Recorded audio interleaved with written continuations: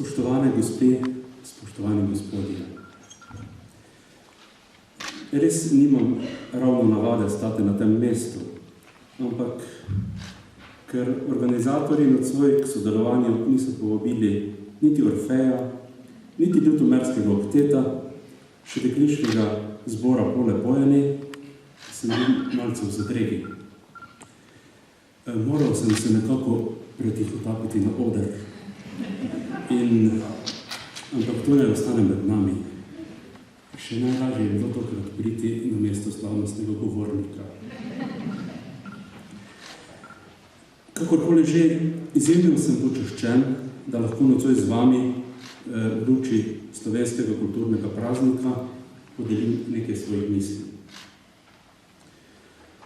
Postavljeni smo v čas, ko so materialne koristi postale ideal in vodilo našega odnosa do dela, do izobraževanja, odnosa do narave, do zdravja, celo odnosa do ustvarjalnosti in, kar je najbolj tragično, do soljudi. Pomemben je le hiter in lahek zaslužek. Namesto sodelovanja dajemo prednost tekmovanju. Brezobzirnost ni več neželena lastnost. Tudi nepravičnost nima negativnega predznaka. Vrednote, tiste prave, so izpuhtele. V neizprosni bitki globalizacije smo vrgli Slovenci več kot odlični učenci. Zato nemalokrat slišimo opozorila, da nam že v bližnji prihodnosti preti nevarnost izgube nekaterih ključnih identitet. Krajinske, kulturne, glasbene, arhitekturne, etnične, jezikovne, pa tudi občekulturne. A bodimo realni. Res obstaja cela vrsta reči, ki se jim zaradi vpetosti globalizacijsko kolesje ne moremo izogniti. Pri vseh prej naštetih identitetah pa gre vendarle za našo svobodno in prostovoljno izbiro. Naša in samo naša bo tudi krivda, če jih bomo, te svetilnike naše lastne kulture in namike lahko miselno zapravili. Pomislimo samo na poplavo kričečih fasad, ki kot prikazni vznemirjajo našo kulturno krajino. Modni krik, pravica do svobodne izbire ali le preprosto pomanjkanje dobrega okusa. Pa prepustimo to arhitektom in raje pogledamo, kaj se pri nas dogaja na področju jezika in glasbe. Kaj sploh pomeni izguba jezikovne identitete? Nisem strokovnjak na tem področju, a problem slovenščine zagotovo niso posamezne prevzete tuje besede in tuje poimenovanja podjetij. Tu še razumem kot davek v neizprosnem boju za obstanek na globalnem internetnem trgu. Tudi ne verjamem, da bo za naš jezik usodna novodobna spakedranščina, jezik praktično brez slehernih slovničnih pravil, ki smo mu vse bolj priča v privatnem in žal tudi v poslovnem dopisovanju. Bolj me, na primer, skrbijo že desetletje trajajoče polemike o rabi slovenščine na slovenskih univerzah. Mnogi so namreč prepričani, da moramo znanost nujno internacionalizirati. In to naj bi dosegli tako, da bomo v predavalnicah in znanstvenih razpravah opustili slovenščino. Gre v bistvu, vsaj po mojem mnenju, za dokaj ponesrečeno razumljeno evropsko mobilnost študentov in profesorjev. Pogovorno bomo sicer še naprej govorili slovensko, vendar se slovenščina ne bo razvijala na področjih, oziroma na področju, ki je za sleherni jezik neprecenljivega pomena. To je v znanosti. In ironija je, da je bil ravno ta vidik eden temeljnih razlogov za ustanovitev Ljubljanske univerze pred slabimi stoletji. Kaj pa glasba? Večina skladateljev in muzikologov slovensko glasbeno identiteto nedvomno vidi globoko zasidrano v srednji evropski prostor. A pri tem ne gre za težnje po globalizaciji. Vse osnovni kriteriji pri tem ni uniformiranost glasbenega izraza, temveč iskanje skupnega v različnem, S tem v zvezi je zanimivo razmišljanje našega rojaka Slavka Ostrca, ki je ob izidu izjemne zbirke Levičevih zborov v letu 1939 zapisal: Ta pristna slovenska nota je posledica tega, kar je komponist črpal glasbene domisleke iz sebe, iz svoje notranjosti. In ker je slovenec, ni mogoče, da bi komponiral v kakem drugem tonu, kako v pristno slovenskem. No, pri ljudski glasbi je navezava na pristno slovensko še mnogo bolj neposredna, prvinska. Res, da se je slovenska pesem skozi čas ob nenehnem prepletanju napevov, mitov in balad dobro obrusila v stiku z jezikovnimi in kulturnimi vplivi sosedov. Ako človek globlje spoznava to naše res izjemno bogatstvo, kmalu sprevidi, da se prav v pesmih obrobnih pokrajin kaže neizmerna globina slovenske duše. Pesem je gruda, v katero lahko zasadimo svoje korenine. Če se torej želimo vračati k koreninam, jo moramo skrbno negovati. In jo tudi obuditi, če nam je bila v poplavi lahkotne in ponarejene muzike izrinjena iz spomina. A ljudska pesem sploh še živi. Ko si prikličem najžlahtnejše trenutke, ki smo jih v teh 5 letih skupnega ustvarjanja podoživeli s fanti Ljutomerskega okteta, to, razen redkih izjem, niso naši odrski dosežki. Prej se spomnim pristnega in ganljivega vzdušja, ko smo zapeli pevskemu prijatelju o praznovanju visokega jubileja. Še bolj se mi je vtisnilo v spomin, ko smo mladi mamici s sinčkom v naročju pod domačim oknom zapeli Pleničke je prala primrzlem studenc. In se je v srebrni mesečini vidno orosilo oko. Ljudska pesem je torej še živa. Zapisano je, kakor vse, kar smo si skozi tisočletno zgodovino priborili ali nam je bilo dano v naših genih. Zato prepevajmo. Prepevajmo doma, ko smo dobre volje, pa tudi, ko nas prepevajo žalostni občutki. Prešerno zapojmo v krogu prijateljev. In, kar je najbolj pomembno, čim več pojmo svojim otrokom. Tukaj se seveda neredko pojavi težava, ki je naši davni predniki niso poznali. Nenehno smo namreč pripravljeni z najrazličnejšo glasbo iz radijskih in televizijskih valov ali iz YouTubea in se komaj še spomnimo domačih hiš. Še od najbolj preprostih otroških pesnic nam je ostal le kakšen refren. Za prvi del težave imam dokaj preprosto rešitev. Vsaka elektronska naprava, ki proizvaja zvok, ima vgrajen tudi gumb za izklop. Na njem običajno piše off. Vsaj občasno vam ga toplo priporočam. No, za drugi del pa se rešitev skriva, pa naj se sliši še tako nenavadno, prav na internetu. Glasbeno-narodopisni inštitut namreč ravno zdaj, v tem letu, pripravlja izjemno bogat, domiselno sestavljen in uporabniku prijazen spletni portal. Na njem si bomo lahko z nekaj kliki priklicali prenekatero ljudsko pesnico. Tudi sam sem bil pri snovanju tega projekta nekakšen uporabniški poskusni zajček in sem nad idejno zasnovo večkrat navdušen.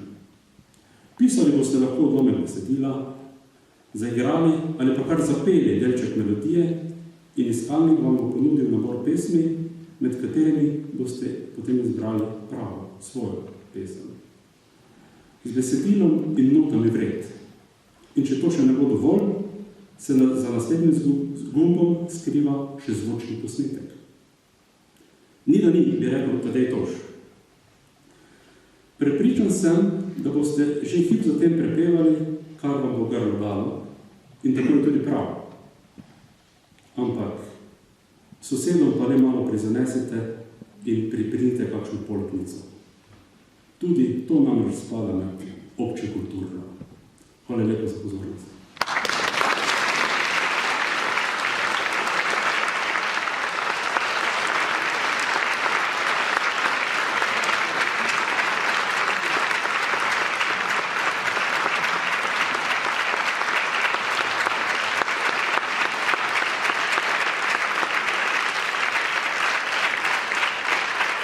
je takrat obiskala tudi Doroteja, vnukinja dr. Franca Miklošiča, Marko Vaupotič pa je pripravil prvo spominsko knjigo. Leta 1938 sta bila posest in hiša prepisani na sina Marka Vaupotiča.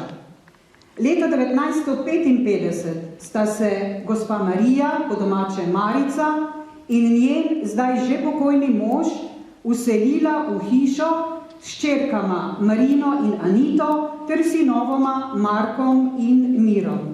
V hiši so živeli do leta 1970, nato pa so se preselili v Noršince. Marija in Marko Vaupotič sta leta 1960 hišo obnovila. Leta 1991, ko sta uredila še spominsko sobo, je bil omogočen tudi dostop do hiše in spominske sobe. Ključ Miklošičeve domačije so v dogovoru z lokalno skupnostjo imeli krajani Radomerja. Naslednja obnova Miklošičeve domačije je bila leta 2013 ob njegovi 200-letnici rojstva in sicer sredstvi Vaupotičevih in donatorjev. Gospa Marija je ves čas, ko je še živela tam in po odhodu iz v Noršince, skrbela zgledno za rojstno hišo dr. Franca Miklošiča. Vedno je s pomočjo svojih otrok poskrbela, da sta zunanjost in notranjost hiše bili lepo urejeni. Njena posebna skrb pa je sajenje rož, ki še polepšajo podobo rojstne hiše našega velikega rojaka. Ob prihodu obiskovalcev vedno gospa Marija odloži delo in sinom Mirom jim pokažeta in povesta vse, kar vesta o jezikoslovcu svetovnega slovesa in velikanu naše Prlekije. Svojo harmoniko jim gospa Marija tudi zelo rada zaigra in s tem popestri njihov obisk. Za dolgoletno skrb in požrtvovalnost, da ohranja kulturno dediščino dr. Franca Miklošiča, se gospe Mariji Vaupotič podeli Miklošičeva nagrada za leto 2016 na predlog krajevne skupnosti Ljutomer. Malce nepričakovano me je doletela ta lepa dolžnost, da se v imenu prejemnice Miklošičeve nagrade in v imenu prejemniku Miklošičevih priznanj za letošnje leto zahvalim vsem, ki so pripomogli, da smo ta visoka priznanja za delovanje na kulturnem področju v naši občini Ljutomer tudi prejeli. V prvi vrsti se želim zahvaliti vsem predlagateljem, ki so nas predlagali, nadalje komisiji za priznanja in pa seveda svetnikom občinskega sveta, ki so dali zadnji blagoslov temu. Prav tako bi se zahvalil vsem tistim, ki so nam s svojim sodelovanjem pomagali, da smo lahko na svojih področjih uspešno delovali, in mislim predvsem člane naših društev in pa člane posameznih sekcij, kajti delo na kulturnem področju je timsko delo in praktično posameznik sam ne more ne vem kaj narediti, če nima podpore in pa tudi sodelovanja ostalih. In pa seveda se moram zahvaliti tudi vam, obiskovalcem, tu v dvorani in pa tudi drugod širom občine, ki se obiskujejo naše prireditve in nam vsem dajejo tudi zagona za nadaljnje delo. Mogoče se samo en namig predlagateljem. Veselilo bi me, če bi prihodnje leto, pa tudi v bodoče videli med nagrajenci tudi kakšnega mlajšega, ker na srečo lahko opažamo, da naša mladina da zelo uspešno in prizadevno deluje na kulturnem področju in tudi pri kakšno priznanje mlajšemu, ki si to zasluži, tudi ga spodbudilo za še boljše nadaljnje delo. Še enkrat hvala lepa in lepo praznovanje slovenskega kulturnega praznika. Nam je, da smo lahko podelili Miklošičevo priznanje in nagrado, ki je odraz izjemnega spoštovanja do res izjemne ustvarjalnosti skozi daljše časovno obdobje. Zato se enkrat od srca iskreno čestitam vsem nagrajencem. Lokalna skupnost smo ljudje, ki tukaj živimo, je veselje, ki ga skupaj doživljamo, so uspehi, ki so vsak dan pred nami in si jih skupaj lahko pripišemo.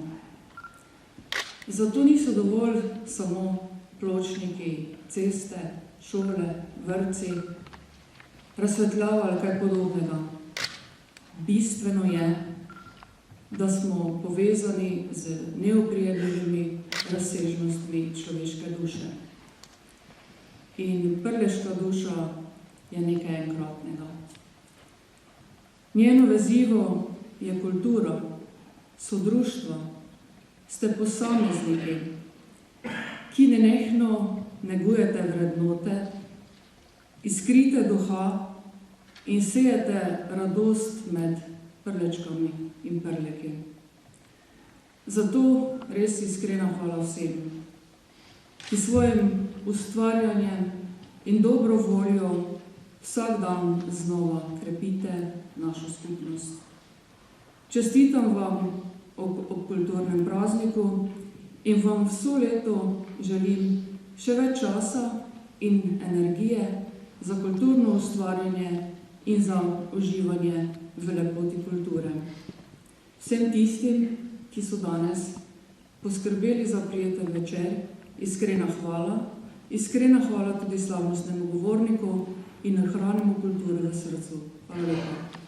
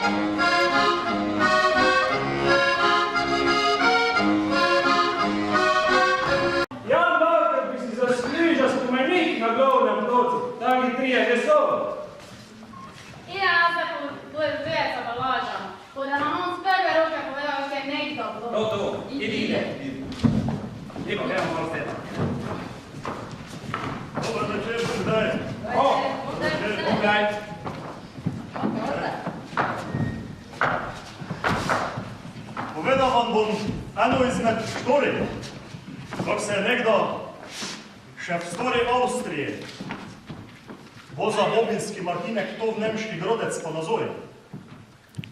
Tu se je zgodilo v tistih letih, da so tam v nemškem Grodci vsakšo jesi napravili takšni sem, kakšni so zdaj v Ljubljani.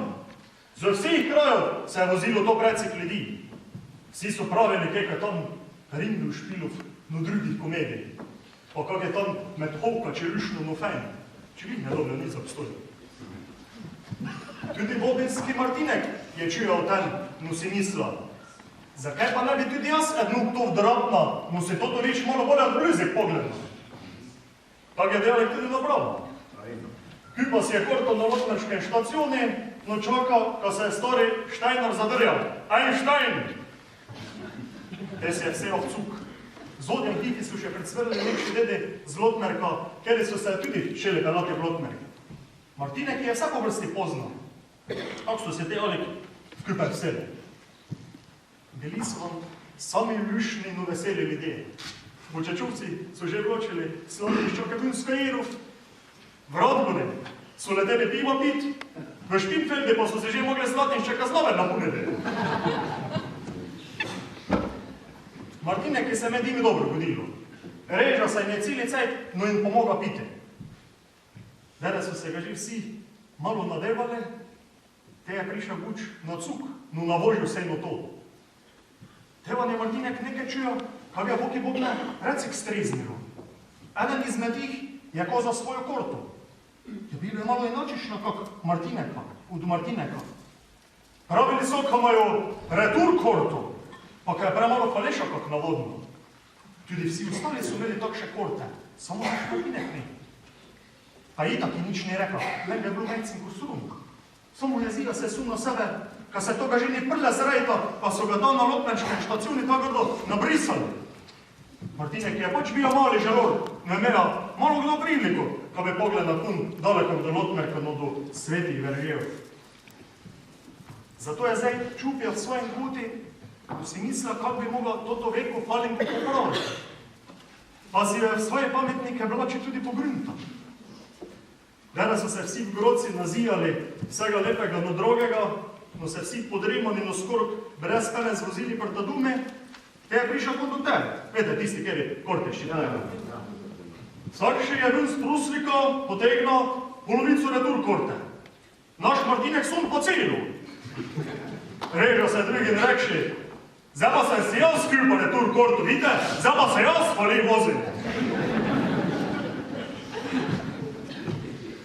Soromak je dolgo ne mogel razmeti, zakaj ove na dnuk spa je minilo, zakaj so se mi smejali take leta po vagoni, no se pokali po napetih bedrah. Nazadje je Untino denok spozna, ker naprava še večjo falinko kak prle. Ja ven se je bil pa retur korto zavožil prta dume. Pa tudi zdaj nič ni rekel. Še bolje se stisna v svoj kut, no gleda tako hudo, kot če bi je mi puro kruh pojedil. Drugi so se, to se lahko mislite, celo pot do Lotnerka že ga pošteno špičkali. Dere Martinek na Lotnerškem štacioni stopa z vagona, je ne pogledal ni na pravo, ni na levo. Drobne je naravnuč po Bobenski cesti prta Dume. Med potom se večkrat počoval po svoji kulhavi, kaj vlači pa se celi cajt nekaj mulijo. Lahko si mislite, kaj ni mulijo. V Grodec pa se nikdar več ni vozal, če pa ga je kjeri pita za retur korto, pa ga je pogled na srbe noge.